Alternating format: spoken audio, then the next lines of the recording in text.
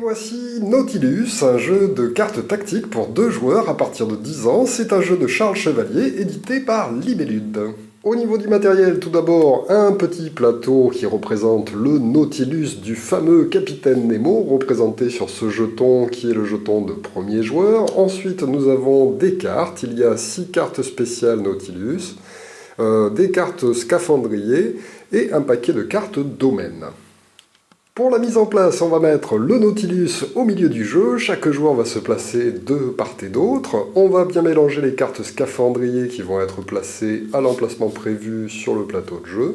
On va aussi mélanger les cartes spéciales bonus qui vont être placées à l'arrière du Nautilus. Et on va ensuite bien mélanger les cartes domaine avant d'en tirer 5 que l'on va disposer sur les 5 emplacements qui sont ici sur le plateau de jeu central. Les cartes domaine restantes vont être placées de côté. On va distribuer le jeton premier joueur au joueur le plus jeune parmi les 2 joueurs. Et ensuite, on va faire une distribution de 5 cartes scaphandrier à chacun des 2 joueurs. Les 4 cartes restantes sont placées sur le Nautilus et nous sommes prêts à débuter la première manche. Quel est donc le but du jeu? Eh bien, nous sommes à bord du Nautilus et le capitaine Nemo hésite entre 2 de ses membres d'équipage pour devenir le second du Nautilus. Et donc, les joueurs vont devoir s'affronter dans 5 domaines différents qui sont représentés par ces cartes afin de devenir le nouveau second du Nautilus. Alors, le jeu va se dérouler en 6 manches, au cours desquelles les joueurs vont tenter de récupérer les cartes domaine qui ont été placées pour cette manche-là. Au fur et à mesure des manches, on rajoutera des cartes domaine ici, les joueurs vont se les répartir, et à la fin, celui qui aura le plus de points dans chacun des 5 domaines l'emportera. Les 5 domaines se représentent comme ceci avec un symbole sur un fond de couleur. Nous avons la science, il faudra être le plus scientifique, nous avons l'exploration, nous avons la navigation, bien entendu, nous avons l'ingénierie, et enfin nous avons la guerre. Alors, dans chacun des 5 domaines, on va marquer des points en fin de partie en fonction du nombre d'étoiles présents sur les cartes qu'on aura réussi à récupérer. Donc il y a des cartes qui rapportent plus d'étoiles que d'autres, et attention, il y a aussi certaines cartes qui vont faire perdre des points. Si on récupère cette carte-là, on perdra une étoile dans le domaine de la guerre. Alors, avant de débuter la manche proprement dite, les joueurs vont aussi recevoir des cartes spéciales. Le premier joueur va ainsi piocher 2 cartes spéciales qui se trouvent ici. Il va pouvoir les consulter. Il va choisir parmi les 2 qu'il a piochées celle qu'il désire conserver. Et l'autre, il devra la donner à son adversaire. Chacun aura donc une carte spéciale pour la manche en cours. Alors, attention, dans les 6 cartes spéciales qui existent, il y en a 3 qui sont à jouer immédiatement en début de manche et 3 autres qui sont utilisables en cours de jeu. Donc il faudra bien vérifier qu'il ne faut pas jouer la carte que l'on a récupérée immédiatement. Si on ne doit pas la jouer immédiatement, eh bien on va pouvoir commencer à jouer normalement. Alors, imaginons par exemple que j'ai décidé de choisir de récupérer cette carte, comme je suis le premier joueur, c'est la carte module de plongée, je dois donc la jouer immédiatement afin de piocher tout de suite 2 nouvelles cartes scaphandrier que je peux ajouter à ma main. Mais je vais choisir parmi les 2 celle que je désire conserver et défausser l'autre. Donc là par exemple, si c'est un 3, bien je préfère garder le 6 et je vais défausser immédiatement le 3. Que je vais placer sur le dessus du paquet des cartes scaphandrier. La carte que j'ai laissée à mon adversaire n'est pas une carte à jouer en début de manche, donc on va pouvoir commencer à jouer par moi.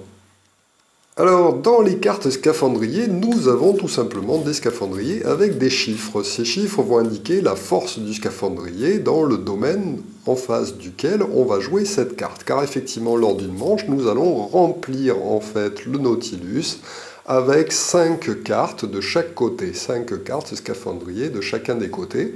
Et c'est le joueur qui aura placé le plus gros chiffre qui récupérera la carte domaine qui se trouve entre les 2. Je pourrais donc décider de commencer fort en plaçant mon 10 en face de la carte domaine correspondant à la navigation et qui comporte 2 étoiles car c'est une bonne carte qui va me rapporter 2 points dans le domaine de la navigation en fin de manche.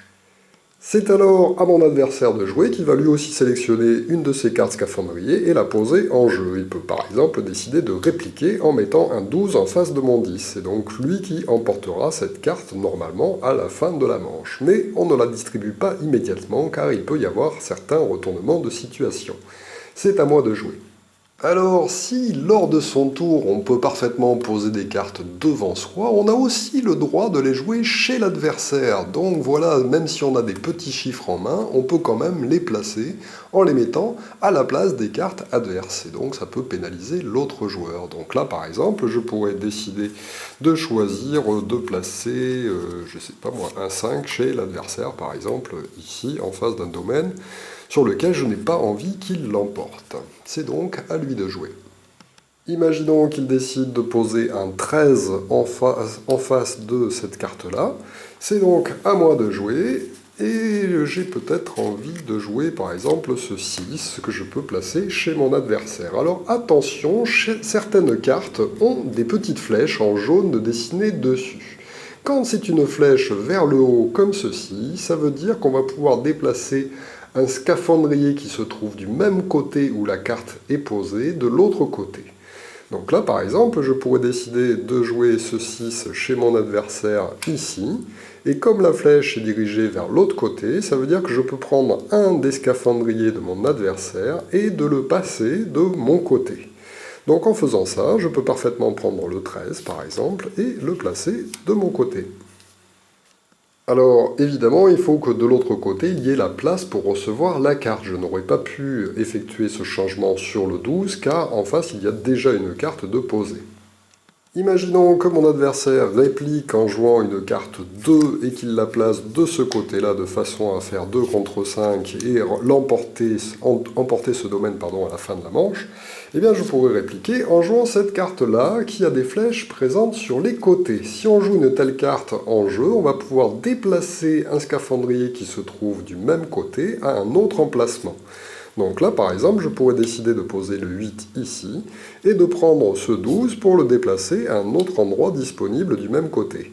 Comme ça libère l'emplacement en face de mon 10, et j'espère bien pouvoir mettre quelque chose de plus petit que 10. Mon adversaire décide de placer un 11 de son côté ici. Malheureusement, c'est plus fort que mon 10. J'aurais pas eu le temps de jouer quelque chose de l'autre côté.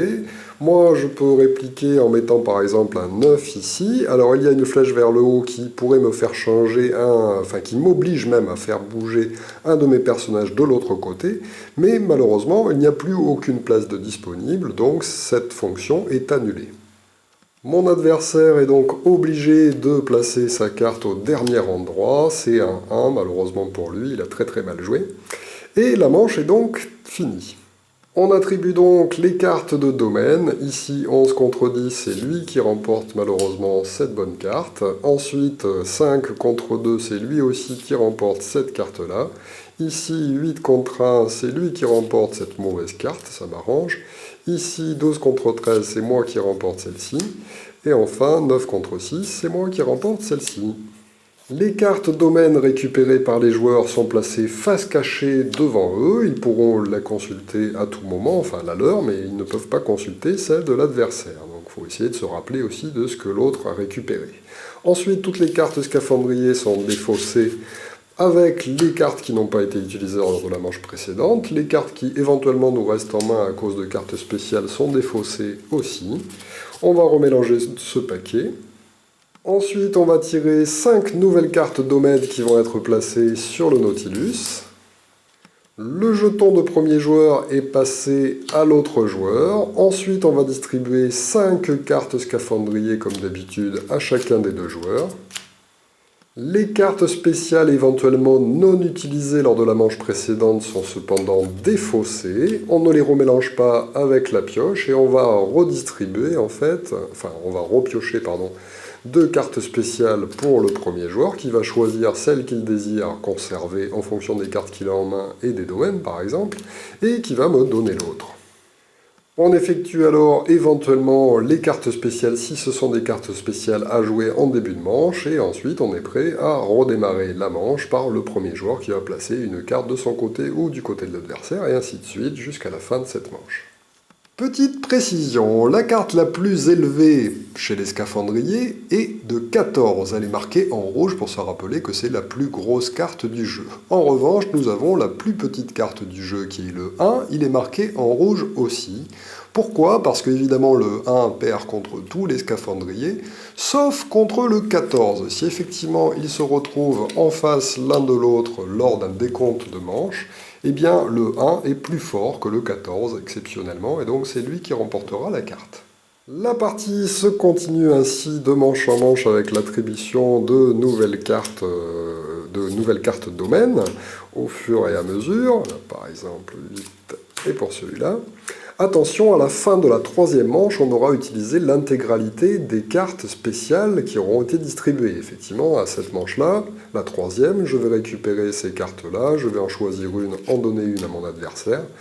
Au tour d'après, en fait, il faudra remélanger toutes les cartes spéciales afin de faire les 3 prochaines manches, car effectivement, le jeu dure 6 manches, à la fin desquelles la totalité des cartes domaines aura été attribuée aux joueurs.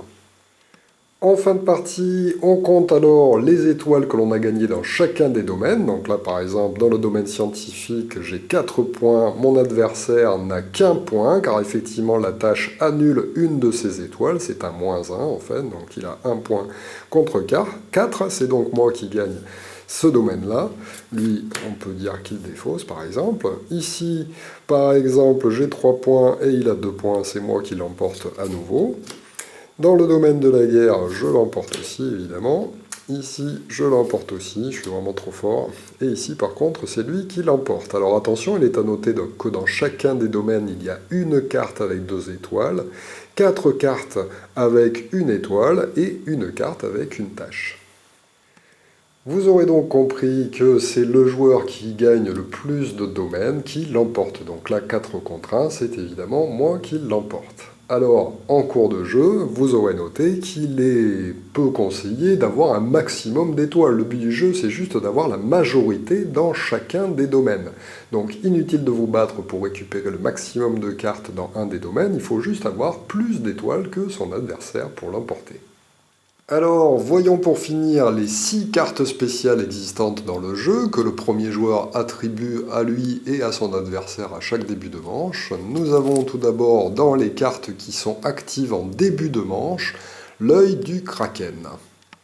Cette carte va permettre au joueur qui l'a reçue de regarder le jeu initial de son adversaire avant de commencer à jouer. Et donc ça donne une sérieuse information sur ce qu'on va pouvoir faire au fur et à mesure de la manche. Nous avons vu dans l'exemple de partie le module de plongée qui permet de piocher 2 cartes scaphandrier, de choisir celle qu'on désire conserver et de défausser l'autre, bien sûr tout ça face cachée. Quant au harpon, il va permettre, lorsqu'on le joue en début de manche, de piquer une carte à son adversaire, n'importe laquelle dans sa main au hasard, de l'ajouter à sa main et de choisir une carte à lui donner en échange ou bien de lui rendre celle-ci si elle ne nous convient pas. Donc là par exemple un 2, bon ben je te le laisse. Les 3 autres cartes sont des cartes à jouer en cours de jeu, donc on va les conserver face cachée, et pendant le jeu on pourra les jouer de façon normale. Nous avons tout d'abord la carte du Kraken, qui vaut 15 points et qui remplace un scaphandrier. On pourra donc la jouer devant soi, à la place d'une carte scaphandrier, ou chez l'adversaire, mais bon, c'est peut-être pas une très bonne idée, vu que ça rapporte quand même 15 points.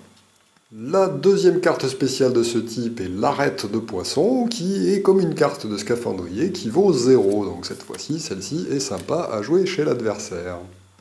Enfin, la dernière est l'encre de marine qui permet de verrouiller une carte. C'est-à-dire que lorsque je vais jouer une carte scaphandrier, je vais pouvoir poser l'encre de marine sur cette carte de façon à ce qu'elle ne puisse plus bouger jusqu'à la fin de la manche.